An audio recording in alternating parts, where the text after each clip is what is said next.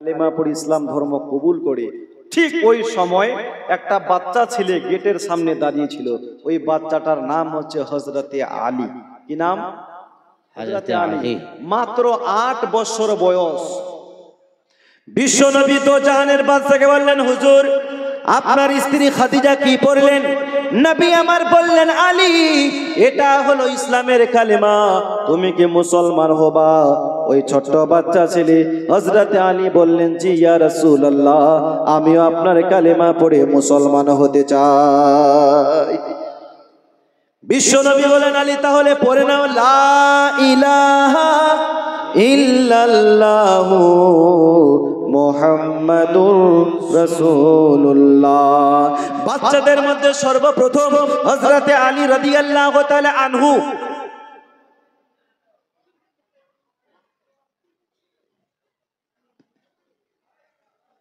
কিছু বলবেন? বাচ্চাদের মধ্যে কে পড়েছে কালেমা? হযরতে আলী।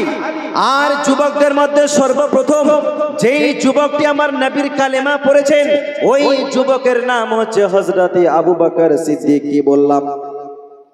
আবু বকর সিদ্দিক। মুসলমান গোলামদের মধ্যে সর্বপ্রথম যেই মানুষটা কালেমা পড়েছে লোকটার নাম হচ্ছে হযরতে যায়েদ বিন হারিসা। এইভাবে বিশ্বনবী দো জাহানের বাদশা মক্কার মাটিতে মানুষকে কালেমার দাওয়াত দেয়। একজন দুজন করে মানুষ কালেমা পড়ে ইসলাম ধর্ম কবুল করে।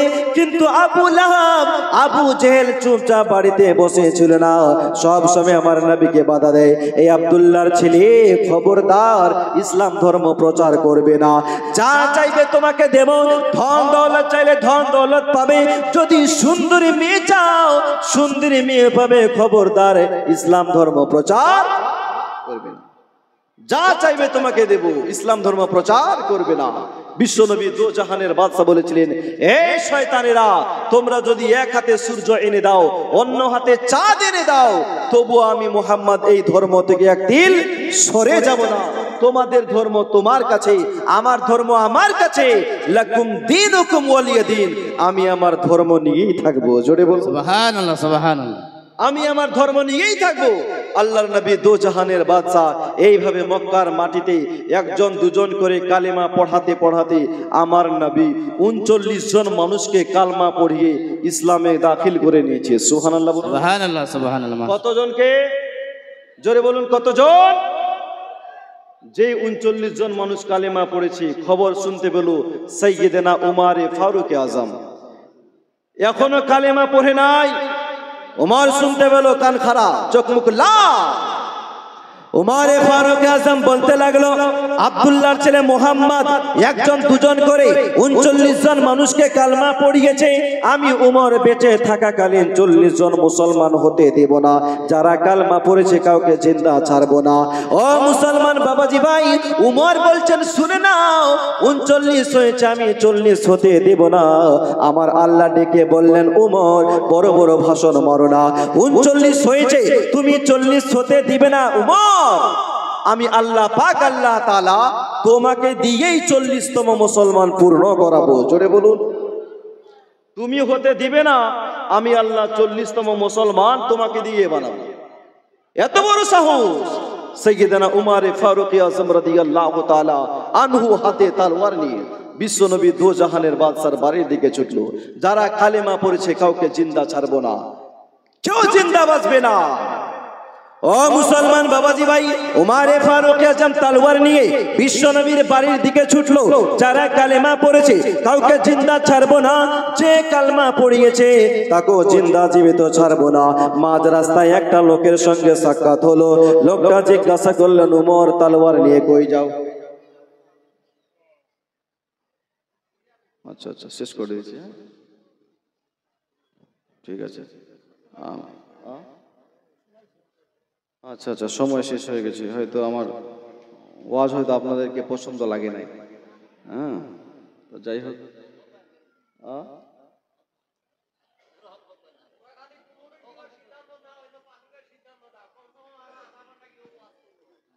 যাই হোক,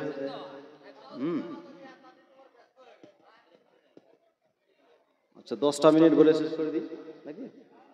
না, একটু সুবহানাল্লাহ বলুন তো ভাই, আরো জোরে বলুন ইয়া রাসূলুল্লাহ। নারে তাকবীর, নারে রিসালাত। উমরে ফারুক আজম তলোয়ার নিয়ে নবীর বাড়িতে যাচ্ছে, যারা কালেমা পড়েছে কাউকে ছাড়বো না, যে পড়িয়েছে তাকেও জিন্দা ছাড়বো না, কতল করে দিব। মাঝ রাস্তায় একটা লোকের সঙ্গে সাক্ষাৎ হলো, লোকটা জিজ্ঞাসা করছে, উমর তলোয়ার নিয়ে কই যাও? তো বলছে নবীর গলা কাটতে। কেন? ওই নবী আমাদের ধর্ম চলতে দেয় না, একজন দুজন করে মানুষকে কালেমা পড়াচ্ছে, তাই আমি উমর সিদ্ধান্ত নিয়েছি কাউকে জিন্দা ছাড়বো না। লোকটা শোনার পর হাসছে, হাসতে হাসতে বলছেন, উমর যে 39 জন মানুষ কালমা পড়েছে, এই 39 জনের মধ্যে তোমার আপন বোন ফাতেমা বিনতে খাত্তাব ওই নবীর কালমা পড়ে মুসলমান হয়েছে। জোরে বলুন। উমর শুধু বাইরের লোককে কতল করবা না, নিজের বোনকেও করবা। তো উমর ফারুক বলছেন, আমার বোন কালমা পড়লো, আমি জানলাম না, তুমি কেমন করে জানলা যে আমার বোন কালমা পড়েছে? তো বলছে, উমর আগে খবর নিয়ে দেখো বাড়ির, তোমার আপন বোন কালেমা পড়ে মুসলমান, শুধু তোমার বোন নয়, তোমার দুলাভাই সেও নবীর কালমা পড়ে মুসলমান হয়ে গেছে। জোরে বলুন। এ উমর শুধু বাইরের লোককে কতল করবা না, নিজের বোনকেও করবা। উমরে ফারুক আজম বললেন, ভাই শুনে নাও, যদি তোমার কথা সত্য হয় তাহলে নিজের বোনকেও ছাড়বো না, আর যদি মিথ্যা হয় সবাইকে বাদ দিয়ে আগে তোকে কাটবো। সুবহানাল্লাহ বলুন। সবাইকে বাদ দিয়ে আগে তোকে কাটবো। তো লোকটা বলছেন, উমর আমি মিথ্যা কথার ধার ধারি না, খবর নিয়ে দেখো তোমার বোন ফাতেমা বিনতে খাত্তাব ওই নবীর প্রেমে পাগল হয়ে গেছে। তাই উমরে ফারুক আজম বললেন, নবীর বাড়িতে যাব না, আগে বোনের বাড়িতে যাই, ওর কিসসা কাহিনী খতম করি। উমরে ফারুক আজম বোনের বাড়িতে গেল। ওই সময় উমরে ফারুকের বোন মধুর সুরে কোরআন তেলাওয়াত করছিল। মুসলমান বাবাজি ভাই, কান লাগিয়ে উমরে ফারুক শুনে, হায় রে আমার বোনই কি তেলাওয়াত করে। উমরে ফারুক দরজায় খটখট করে বানিয়ে, বোন দরজা খোলো। বোন বলছেন, কে এসেছে দরজায়? বলছে, আমি উমর, দরজা খোল। ভাইয়ের কথা শুনে থরথর করে কাঁপছে। আল্লাহ, যদি আমার ভাই জানতে পারে আমি নবীর কালিমা পড়েছি তাহলে আমাকে জিন্দা ছাড়বে না। একবার আওয়াজ দিল, দরওয়াজা খোলে না। দ্বিতীয়বার আওয়াজ দেয়, দরওয়াজা খোলে না। উমর বললেন, বোন রে, যদি দরওয়াজা না খুলে এক কোণে দরওয়াজা ভেঙে ফেলবো। মুসলমান বোন এসে দরওয়াজা খুললো। উমরে ফারুক আজম ভিতরে ঢুকলো।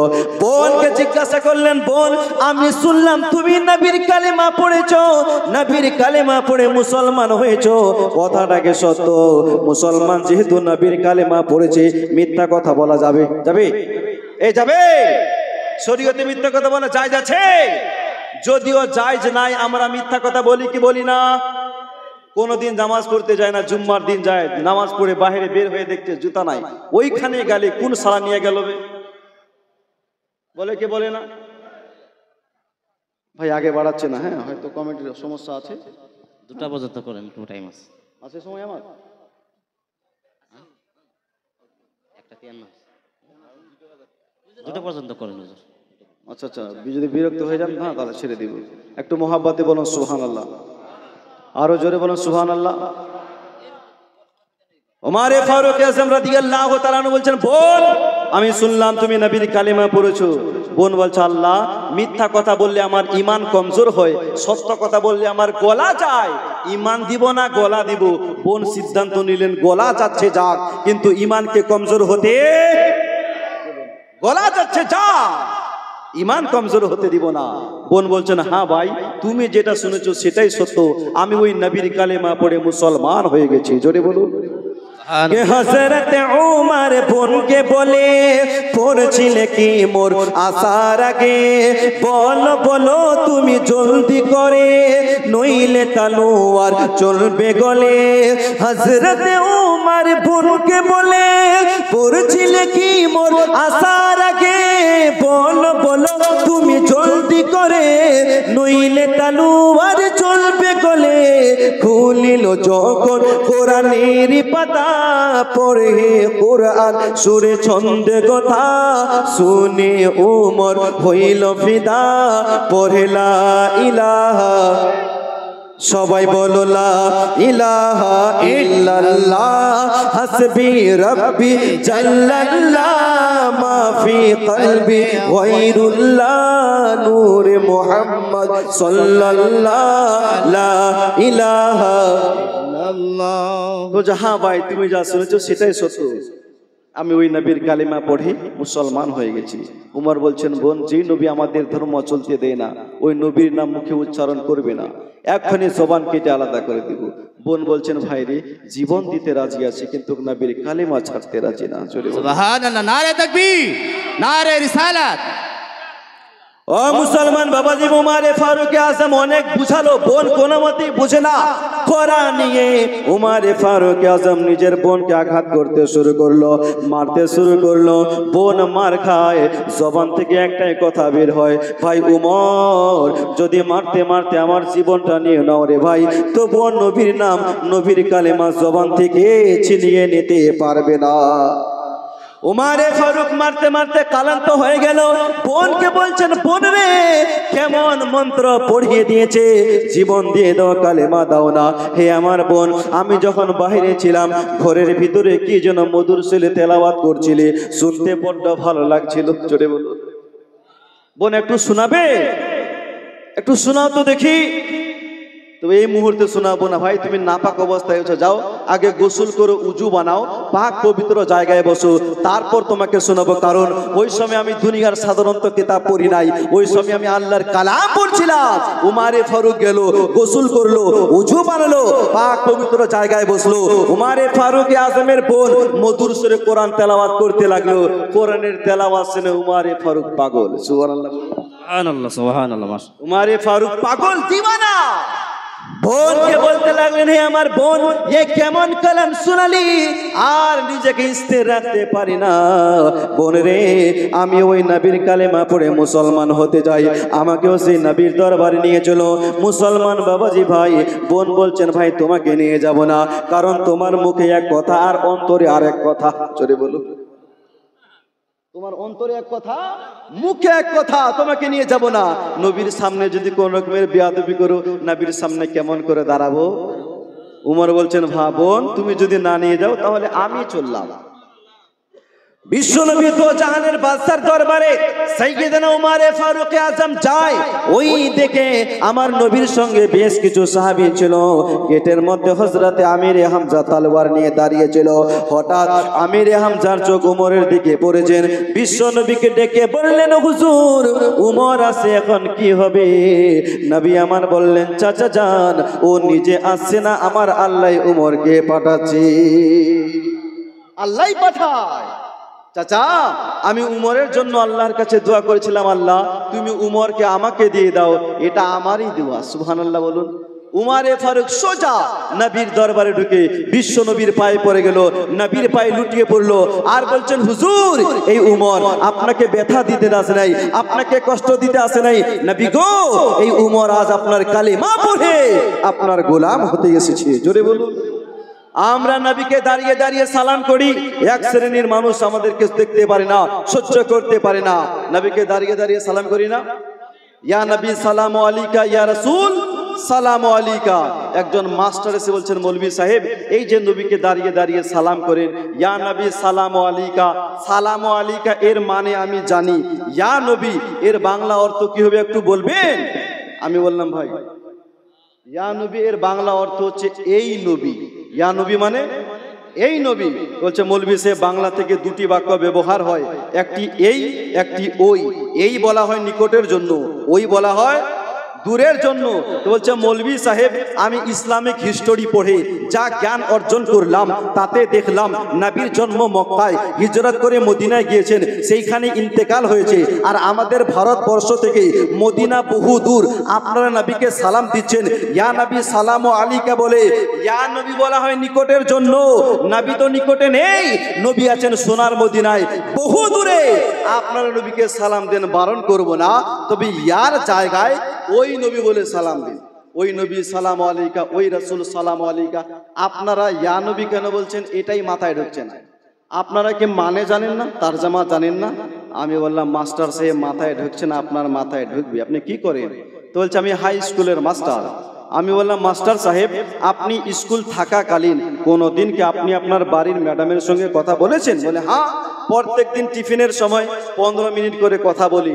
আমি বললাম ভাই কথা তো বলেন কিন্তু কিসের সাহায্যে? পকেট থেকে একটা মোবাইল বের করলো, এই যে দেখেন মোবাইলের সাহায্যে। জিজ্ঞাসা করলাম মাস্টার মশাই কি মোবাইল ব্যবহার করেন? বললেন স্যামসুং। জিজ্ঞাসা করলাম ওই মোবাইলের ভিতরে একটা সিম কার্ড আছে, কি সিম ব্যবহার করেন? তো বললেন ভোডা। আমি বললাম নিশ্চয়ই এলাকায় কোনো ভোডা টাওয়ার আছে, বলে তো ভোডা সিম ব্যবহার করছেন। পার্শ্বে একটা ভোডার টাওয়ার ছিল। হ্যাঁ মৌলানা সাহেব আছে। জিজ্ঞাসা করলাম কোথায়? বলছেন ওই যে দেখছেন টাওয়ারটা, ওটাই হচ্ছে ভোডার টাওয়ার। দেখতে পাচ্ছি, তবুও বলছি ভাই কই? দেখালেন ওই। আবার বললাম কই? দেখালেন ওই। কথাটাকে 3 বার রিপিট করলাম। তারপরেই বললাম মাস্টার সাহেব আপনার মোবাইল থেকে একটা ফোন করব, মোবাইলটা একটু দেবেন? তো চট করে বলছেন নেন। মোবাইলটা হাতে নিলাম। হাতে নেওয়ার পর বললাম মাস্টার সাহেব টাওয়ার তো ওইখানে আছে বুঝলাম, কিন্তু আপনার মোবাইলে টাওয়ার আছে না? না আপনার মোবাইলে টাওয়ার আছে না নাই? তো বলছে মৌলভী সাহেব এত দামি মোবাইল ব্যবহার করি, টাওয়ার থাকবে না? এই যে মোবাইলের উপরে 5টি খুঁটি দেখতে পাচ্ছেন, এটাই টাওয়ার। দেখতে পাচ্ছি, তবুও বলছি ভাই কই? দেখালেন এই। আবার বললাম কই? দেখালেন এই। কথাটাকে 3 বার রিপিট করলাম। তারপরেই বললাম মাস্টার সাহেব আপনার মোবাইল থেকে ফোন করব না, কিছুক্ষণ আগে আপনাকে জিজ্ঞাসা করলাম কি মোবাইল ব্যবহার করেন, আপনি বললেন স্যামসুং। জিজ্ঞাসা করলাম কি সিম ব্যবহার করেন, আপনি বললেন ভোডা। আপনাকে জিজ্ঞাসা করলাম টাওয়ার কোথায়, আপনি দেখালেন ওই। এখন বলছি টাওয়ার কোথায়, আপনি দেখাচ্ছেন এই। ওই বাদ দিয়ে এই কেন বললেন, এটারই উত্তর চাই। জোরে বলুন, আরো মহব্বতে বলুন। ওই বাদ দিয়ে এই কেন দেখালেন, এটারই উত্তর চাই। বলছে মৌলভী সাহেব আপনারা তো মৌলভী মানুষ, বিজ্ঞান পড়েননি, তাই বুঝতে পারেন না। টাওয়ারের কানেকশন হাওয়ার সাথে, হাওয়া যেই দিকে দৌড়াবে টাওয়ার গিয়ে সেখানে পৌঁছে যাবে। আমিও বললাম মাস্টার সাহেব আপনিও কোরআন ও হাদিস পড়েন নাই? আপনার টাওয়ারের কানেকশন যেমন হাওয়ার সাথে, আমার নবী মুস্তাফার কানেকশন আল্লাহর সাথে। नारे तकबीर, नारे रिसालत। নবীর কানেকশন কার সাথে? জোরে বলতে হবে, নবীর কানেকশন আল্লাহর সাথে। বলছে মৌলানা নিজের মন গড়া কথা বললে মেনে নেব, নবীর কানেকশন আল্লাহর সাথে। হাদিস কোরআনে দেখাতে পারবেন? আমি বললাম ভাই হাদিসে দেখাবো নাকি কোরআনে দেখাবো? বলছেন হাদিসে দেখান। আমি বললাম আবু দাউদ শরীফ হলেন প্রথম খণ্ড কিতাবুল মানাসিকের লাস্ট চ্যাপ্টার সাফা নম্বর 279 মধ্যে আল্লাহর নবী দো জাহানের বাদশা বলছেন মা মিন আহাদির ইউসাল্লিমু আলাইকা ইল্লা রাদ্দাল্লাহু আলাইকা রূহি হাত্তা আরুদ্দা আলাইহি সালাম। নবী আমার বলছেন হে আমার উম্মত বর্গরা, তোমাদের মধ্যে কেউ যখন আমাকে সালাম দেয়, সালাম জানায়, রব্বুল আলামিন আমার রূহকে ফিরিয়ে দেয়।